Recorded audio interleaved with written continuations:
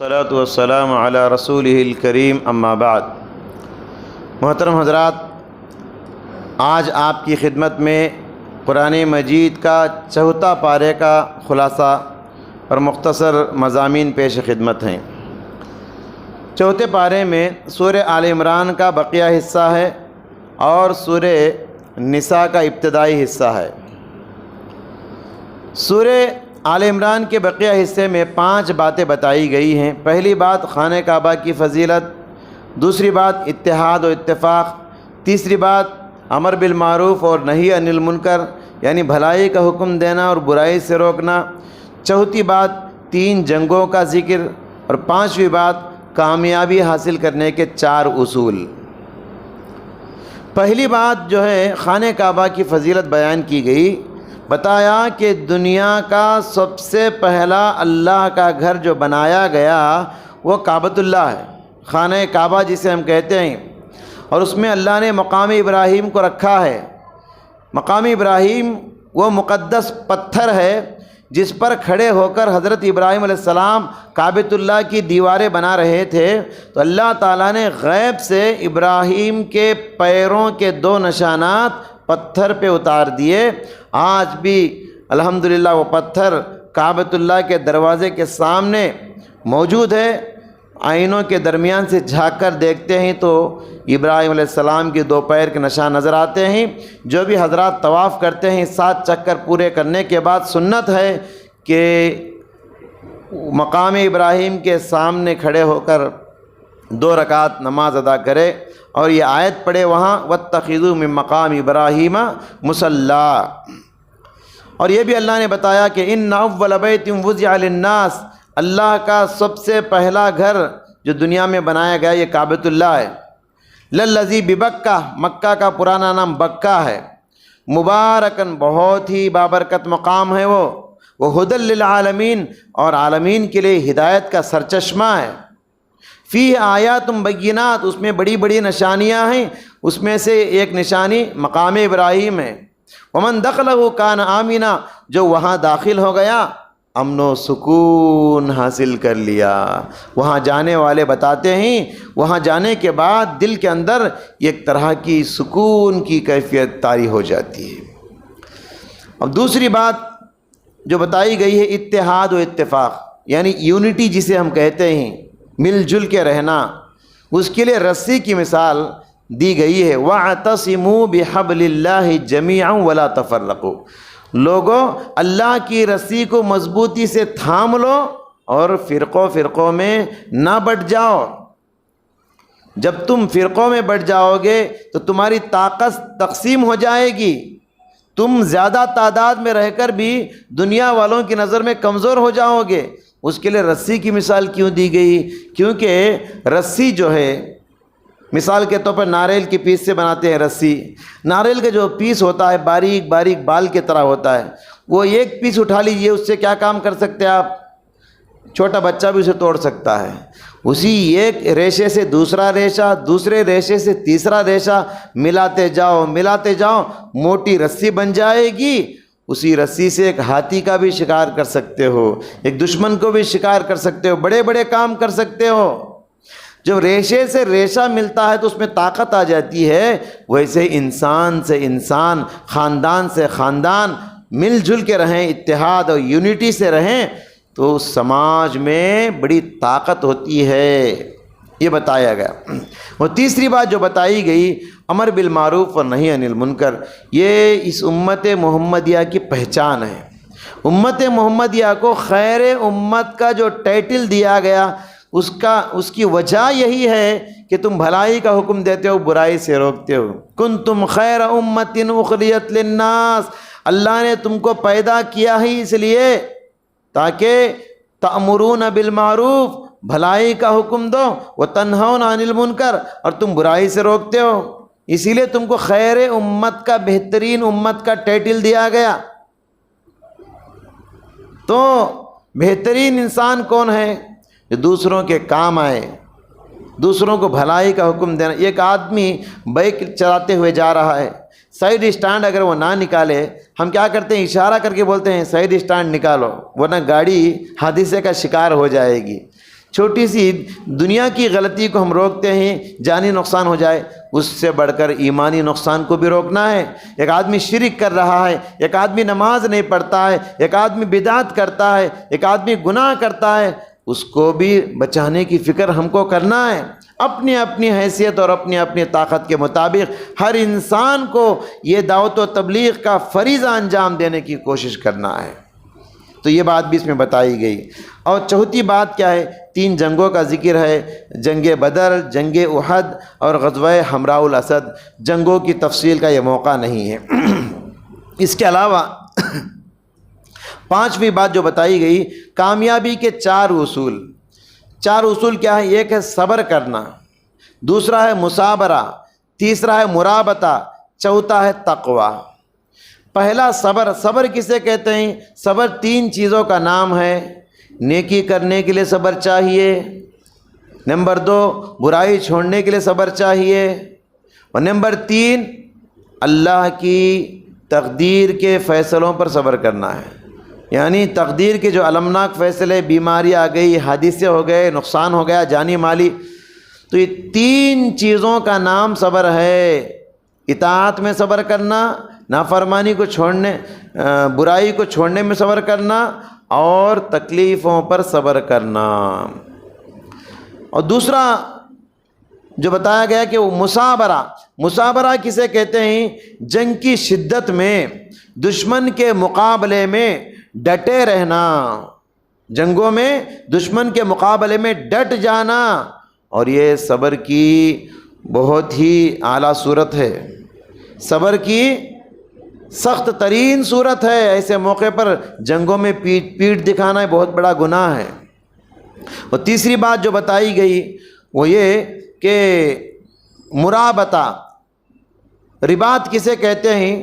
دیکھیے، میدان جنگ میں مورچہ بند ہو کر ہر وقت دشمن سے چوکنا رہنا اور تیار رہنا، اس کو کہتے ہیں مرابطہ۔ اور یہ بھی بڑے ہی حوصلے کا کام ہے، ہمت کی بات ہے۔ اسی لیے حدیثوں میں رباط کی بڑی فضیلت بیان کی گئی ہے۔ بخاری کی حدیث میں اللہ کے نبی صلی اللہ علیہ وسلم فرمایا، رباط یوم فی سبیل اللہ خیر من الدنیا وما فیہا۔ کہا کہ اللہ کے راستے میں مورچہ بند ہو کر دشمن کے مقابلے کے لیے 1 رات آپ کا جاگنا، نگرانی کرنا، دنیا اور دنیا کے سارے خزانوں سے بہتر ہے۔ اتنی بڑی بات بتائی گئی ہے۔ آج دیکھیے، امت مسلمہ کو تعلیم دی گئی تھی کہ تم طاقت بناؤ، اپنی قدرت پیدا کرو، جنگوں میں مہارت پیدا کرو، دشمن سے مقابلہ کرنے کے لیے ہتھیار پیدا کرو۔ آج امت مسلمہ کی سب سے بڑی کمزوری یہ ہے، پورے عالم اسلام میں، پوری دنیا میں صورتحال دیکھ لیجئے، مسلمان بہت زیادہ تعداد میں ہیں، مسلمانوں کی کنٹریاں بہت زیادہ ہیں، مسلمانوں کے پاس دولت بہت زیادہ ہے، مگر عسکری طاقت نہیں ہے، فوجی طاقت مسلمانوں کے پاس بہت کمزور ہے۔ یہی وجہ ہے جو لوگ فوجی طاقت بنائے ہیں۔ اسرائیل سب سے چھوٹا ملک ہے، لیکن آج دنیا والوں کو آنکھیں کیوں دکھا رہا ہے؟ اس لیے کہ اس کے پاس عسکری طاقت ہے۔ تو قرآن یہ تعلیم دیتا ہے، اے مسلمانوں، تم عسکری طاقت اپنے اندر پیدا کرو تاکہ سامنے والے کے مد مقابل ٹھہر سکو، ورنہ دنیا میں تمہاری ہوا اکھڑ جائے گی، دنیا والے تم کو نکال کے پھینک دیں گے۔ یہ تیسری بات بتائی گئی، کامیابی حاصل کرنے کا تیسرا اصول ہے۔ اور چوتھا اصول کامیابی حاصل کرنے کے لیے وہ ہے تقوی، اللہ کا ڈر جس کے اندر آ جائے نا۔ جو اللہ سے ڈرتا ہے دنیا میں کسی سے نہیں ڈرتا، جو اللہ سے نہیں ڈرتا دنیا کی ہر چیز اسے ڈرائے گی۔ تو لہٰذا کامیابی حاصل کرنے کے 4 اصول ہیں، صبر، مثابرہ، مرابطہ اور تقوی۔ اس کے بعد سورہ آل عمران ختم ہو کر سورہ نساء شروع ہوتی ہے۔ سورہ نساء میں 4 اہم باتیں بتائی گئی ہیں۔ پہلی بات، یتیموں کا حق ادا کرنا۔ یاد رکھیے، جن کا باپ گزر جاتا ہے، جو یتیم ہوتے ہیں، وہ مجبور ہوتے ہیں، ان کو ذہن نہیں ہوتا، ان کو ہوشیارگی نہیں ہوتی، چھوٹے ہوتے ہیں، لیکن ان کے پاس ان کے والدین کا جائیداد ہوتا ہے۔ اب ان کی جو سرپرستی کرتے ہیں، نگرانی کرتے ہیں، ان کو بتایا گیا ان کے مال کی حفاظت کرنا اور بڑے ہونے کے بعد ان کو ان کا حق ادا کرنا۔ اللہ نے فرمایا وَآتُوا الْيَتَامَى أَمْوَالَهُمْ وَلَا تَتَبَدَّلُوا الْخَبِيثَ بِالطَّيِّبِ وَلَا تَأْكُلُوا أَمْوَالَهُمْ إِلَىٰ أَمْوَالِكُمْ، یتیموں کو ان کا حق ادا کرو اور ان کے مال کو اپنے مال میں ملا کر مت کھاؤ، اور جو ایسا کرے گا وہ جہنم میں جائے گا۔ سخت وعید دوسری آیتوں میں بتائی گئی ہے۔ لہٰذا یتیموں کا خوب خیال کیجئے، اور یتیموں کو خیال کرنے والوں کے سلسلے میں پیارے نبی نے فرمایا انا وکافل الیتیم فی الجنت کہاتین، 2 انگلیوں کا اشارہ کر کے فرمایا جنت میں میں اور یتیموں کا دیکھ بھال کرنے والا اس طرح ہوں گے، یعنی 2 انگلیاں جتنے قریب ہیں یتیموں کا خیال کرنے والا جنت میں نبی سے اتنا قریب ہوگا۔ یہ بہت بڑی بات بتائی گئی۔ اور دوسری بات سورہ نساء میں جو بتائی گئی تعدد ازواج، یعنی ایک سے زیادہ 4 شادیاں کرنے کی اجازت دی گئی، اس کے بارے میں بتایا گیا، اور بتایا کہ فَانْكِحُوا مَا طَابَ لَكُم مِّنَ النِّسَاءِ مَثْنَىٰ وَثُلَاثَ وَرُبَاعَ، تم 1 2 3 4 تک شادیاں کر سکتے ہو۔ 4 تک شادیوں کی جو بات بتائی گئی ہے یہ نفسانی خواہشات کو پوری کرنے کے لیے نہیں، ورنہ تو اللہ کے نبی نے 4 سے زیادہ شادی کی ہے، نعوذ باللہ، کیا ہم ایسا الزام دے سکتے ہیں؟ 4 سے زیادہ شادیوں کی جو اجازت دی گئی وہ اس لیے کہ سماج میں بیوائیں بہت بڑھ رہی ہیں۔ کسی نے طلاق دے دیا جوانی میں، پوری زندگی بیچاری ویسے ہی گزار لیتی ہے۔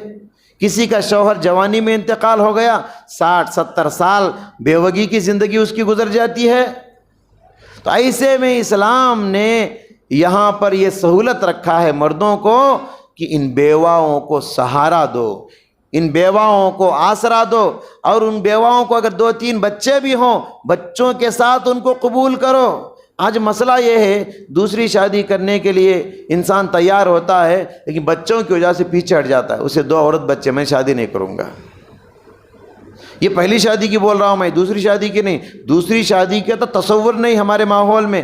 اگر کوئی انسان بیوہ کو سہارا دینے کی نیت سے، اللہ نے اگر اسے طاقت دے رکھا ہے، بیوہ کو سہارا دینے کی نیت سے دوسری شادی کرتا ہے، سماج والے اسے اس نظر سے دیکھتے ہیں کوئی بڑا گناہ کر رہا ہے، بڑا مجرم ہے ہمارے معاشرے کا، سب تانے دینے والے، سب برا کہنے والے، وہی زناکاری چلتی ہے، بدکاری چلتی ہے، کوئی ان کی طرف نظر نہیں کرتا، وہ سب عام ہو چکا ہے سماج میں۔ حلال طریقے سے انسان کسی کو سہارا دینا چاہتا ہے، لوگ اسے برداشت نہیں کرتے، اور خواتین بھی بعض برداشت نہیں کرتی، کہتی ہیں کہ دوسری شادی کی اجازت نہیں دیتی۔ مجھے بتائیے اگر آپ کا شوہر جوانی میں انتقال ہو گیا، کیا آپ ایسے ہی پوری زندگی گزار لیں گی؟ نہیں نا، جیسے آپ کی خواہش ہے دوسری عورتوں کی بھی وہی خواہش ہوتی ہے۔ تو لہٰذا اللہ کے نبی صلی اللہ علیہ وسلم نے اس کائنات میں پہلی شادی بیوہ سے کی، دوسری شادی بیوہ سے کی، 10 شادیاں بیواؤں سے کی، بس ایک عائشہ تھی، وہ بھی 50 سال سے زیادہ تھی پیارے نبی کی عمر، اس وقت عائشہ سے شادی کی ہے۔ تو دیکھیے بیواؤں کو سہارا دینا پیارے نبی صلی اللہ علیہ وسلم کی سنت ہے۔ اور یہاں یہ بات بھی صاف کر دی گئی فَإِنْ خِفْتُمْ أَلَّا تَعْدِلُوا، ایک سے زیادہ شادیاں کر کے اگر بیویوں کے درمیان تم انصاف نہیں کر سکتے تو تم کو ایک سے زیادہ کرنے کی اجازت نہیں، فَوَاحِدَةً، بس ایک میں کافی ہے تمہارے لیے، ایک سے بس کرو۔ اور تیسری بات جو بتائی گئی عورت کا حق مہر، شادی کے موقع پر عورت کو جو پیسہ ہم دیتے ہیں، دولت ہم دیتے ہیں، اسے مہر کہا جاتا ہے۔ آج مہر سے پہلے جہیز کی بات ہوتی ہے، نعوذ باللہ۔ لوگ بات چیت کے لیے بیٹھتے نا منگنی وغیرہ کے بعد، اس میں کیا باتیں ہوتی؟ مہر کی بات دور دور تک نہیں ہوتی، سب سے پہلے جہیز کی بات ہوتی ہے جو کہ حرام ہے، جہیز کی بات۔ اور بیچارہ باوا بھی محنت کی پوری کمائی کر کے گھر بیچ کے پورا سامان دے کے شادی کرتا ہے، پھر بھی ان کا حرص و حوث ختم نہیں ہوتا، سسرال والے اسے ٹارچر کرتے رہتے ہیں، ہر عید میں اسے پہنچانا، ہر خوشی میں اسے پہنچانا، ہر شادی میں اسے پہنچانا، ورنہ ناراضگی۔ ہندوستان کے ایک جانے مارے شاعر ہیں میر تقی میر، انہوں نے اپنی بیٹی کو ویسے ہی گھر آباد کیا، جہیز دے کے، سامان دے کے، ہر چیز دے کے گھر آباد کیا بچی کا۔ جاتے ہوئے بچی سے یہ بھی کہہ دیا کہ دوبارہ جب آؤ گی تو اس گھر میں نہیں آنا، کیونکہ اسی گھر کو بیچ کے میں نے تمہاری شادی مچائی۔ اتنا خرچ کے شادی کیا، لیکن سسرال میں میر تقی میر کی بیٹی کو اتنا ٹارچر کیا گیا، اتنا ستایا گیا، بیچاری مر ہی گئی۔ جب بیٹی کی وفات کی خبر میر تقی میر کو پہنچی تو گئے بیٹی کے لاش کے پاس، جا کے انہوں نے ایک شعر کہا، دلوں کو ہلانے والا شعر کہا، کیونکہ وہ شاعر تھے۔ انہوں نے کہا اب آیا ہے خیال اے آرام جان اس نامرادی میں۔ آرام جان کہا بیٹی کو، اب آیا ہے خیال اے آرام جان اس نامرادی میں، کفن دینا بھولے تھے تجھے سامان شادی میں۔ وہ ایک نہیں دیا تھا، بس وہ بھی دے دیتا تھا، پورا دے دیتا تجھے۔ تو یہ حالت ہے سماج میں۔ جہیز کی لعنت کو ختم کیجئے، مہر کو بڑھاوا دیجئے۔ مہر کی کتنی اہمیت ہے آپ جانتے ہو؟ پیارے نبی صلی اللہ علیہ وسلم نے بیویوں کو کتنا مہر دیا؟ اللہ کے نبی نے اپنی ساری بیویوں کو 500 درہم دیا۔ کتنا؟ 500 درہم۔ 500 درہم کتنا ہوتا ہے؟ اس بات سے اندازہ لگائیے، اس زمانے میں ایک بکری 7-8 درہم میں مل جاتی ہے، زیادہ سے زیادہ 10 درہم میں ایک بکری ملتی تھی۔ 10 درہم میں 8 درہم میں ایک بکری ملتی تھی۔ اس اعتبار سے دیکھو 500 درہم مہر دیا پیارے نبی نے، جب کے لیے آپ کے لیے سونے کے لیے بستر صحیح نہیں، رہنے کے لیے گھر صحیح نہیں۔ اور اندازہ لگائیں 500 درہم کتنی بڑی قیمت ہے۔ اور آپ کو معلوم ہے زکوٰۃ کس انسان پہ فرض ہوتا ہے؟ جس کے پاس 200 درہم ہو اس پر زکوٰۃ فرض ہے۔ مطلب یہ ہے کہ جس انسان کے پاس 200 درہم کی دولت ہے وہ سماج کا ایک امیر انسان ہے۔ 200 درہم، تو یہاں اللہ کے نبی کتنا دے رہے مہر؟ 500 درہم ہر بیوی کو، سوائے ام حبیبہ کے۔ ام حبیبہ کا مہر اور زیادہ تھا، چونکہ ام حبیبہ کو جو شادی کرایا تھا، جو حبشہ کا بادشاہ نجاشی تھا، نجاشی نے ام حبیبہ رضی اللہ تعالیٰ عنہ کا نکاح کروایا تھا، لہٰذا ام حبیبہ کا درہم بھی، ام حبیبہ کا مہر بھی بہت زیادہ تھا، کیونکہ بادشاہ نے مہر دیا تھا پیارے نبی کی طرف سے۔ کتنا تھا؟ 4000 درہم۔ 4000 درہم، سبحان اللہ۔ یاد رکھیے مہر کسے کہتے ہیں؟ عورت کی جو ناموس ہے، عورت کی جو عزت ہے، عورت پردے میں رہتی ہے، اپنی جسم کی، اپنی عزت و آبرو کی، اپنے ناموس کی حفاظت کرتی ہے۔ یہ مہر عورت کے ناموس کا بدلہ ہے، یہ مہر عورت کی عزت و آبرو کا بدلہ ہے۔ جیسے عورت کی سب سے بڑی قیمت عزت و آبرو ہے، عورت کی سب سے بڑی متاع کیا ہے؟ اس کی عزت و آبرو ہے۔ جیسے عزت و آبرو اس کی قیمتی متاع ہے، ویسے ہی مہر بھی قیمتی ہونا چاہیے۔ اور صحابہ اکرام کی زندگیوں کو آپ دیکھیں تو پیارے نبی کے مہر سے بھی زیادہ صحابہ کے مہر ہوا کرتے تھے، عورتوں کو اتنا دیتے تھے۔ تو زیادہ سے زیادہ مہر کی کوئی حد نہیں ہے، اپنی طاقت کے مطابق۔ اس کا مطلب یہ نہیں کہ مہر اتنا دے تو شادی ہوگا، نہیں۔ اگر غریب ہیں، آپ مجبور ہیں، فقیر ہیں، تو آپ کے لیے سہولت بھی ہے۔ کیسے؟ اللہ کے نبی کے پاس ایک عورت آئی، کہنے لگی اللہ کے نبی میں آپ سے شادی کرنا چاہتی ہوں، میں اپنے آپ کو آپ کے لیے ہبہ کر دیتی ہوں، میں آپ کے لیے ہوں۔ پیارے نبی نے چہرہ پھیر لیا۔ ایک صحابی نے کہا ان لم یکن بہا حاجت فزوجنیہا، اللہ کے نبی آپ کو حاجت نہیں ہے تو میں تیار ہوں، مجھے شادی کر دیجئے، میں کر لوں گا اس عورت سے۔ تو پیارے نبی نے کہا جاؤ مہر لے کر آؤ۔ پورا گھر تلاش کرے، کوئی بھی نہیں ملا۔ پیارے نبی نے فرمایا التمس ولو خاتما من حدید، سونے کی انگوٹھی نہیں، چاندی کی انگوٹھی نہیں، کم سے کم لوہے کا ایک رنگ لے کر آؤ، جی شادی کر دوں گا، مہر کے طور پہ لاؤ۔ کہا کہ اللہ کے نبی پورا گھر جھاڑو دے چکا ہوں، لوہے کا ایک انگوٹھی بھی نہیں ہے، اب کیا کریں؟ مہر کے بغیر شادی نہیں ہوتی۔ پیارے نبی نے فرمایا قرآن کی صورتیں یاد ہیں کیا؟ ہاں یاد ہیں۔ کہا زوجتکہا بما معک من القرآن، میں تمہاری شادی اس عورت سے کر رہا ہوں اس قرآن کی آیتوں کے ذریعے سے جو صورتیں تم کو یاد ہیں۔ شادی کے بعد مہر یہ ہے کہ جو سورہ تم کو یاد ہیں اس عورت کو یاد دلا دینا۔ تو قرآن بھی مہر بن سکتا ہے، تو مہر کم سے کم ایسا بھی ہو سکتا ہے، لیکن مہر ایسا ہونا چاہیے کہ عورت کو لگے کہ شادی کے بعد میرے پاس مال آیا ہے، عورت کو لگے اگر میرا شوہر انتقال بھی ہو جائے تو میرے پاس اتنی دولت چھوڑ کے گیا ہے کہ اس پر پوری زندگی میں گزار سکوں۔ اسے کہتے ہیں مہر۔ 500 روپئے، 1016 روپئے، یہ کیا مہر ہے؟ لوگوں نے کیا مذاق بنا رکھا مہر کو۔ مہر قیمتی دولت ہونا چاہیے۔ عورت پر آج کا سماج ظلم کی جو شکلیں ہیں عورتوں پر، ایک شکل یہ بھی ہے عورت کو مہر دیتے نہیں، لکھتے بعض لوگ۔ پرانے زمانے میں چلتا تھا بہت، لکھ دیے کتنا اتنا مہر دیے، کیا پوری زندگی مہر کے بغیر گزار دیتے ہیں۔ جب انتقال ہو جاتا ہے لوگ آ کر کہتے ہیں مہر معاف کرو، مہر معاف کرو۔ معاف کرو بولنے سے معاف نہیں ہو جاتا، وہ قیامت کے دن پوچھی ہوگی۔ اسی لیے کہا جاتا ہے شوہر کا اگر انتقال ہو جائے، مہر نہیں دیا ہے، پہلے مہر دینا بیوی کو، بعد میں وراثت کا مال تقسیم کرنا۔ یہ اتنا اہم ہے۔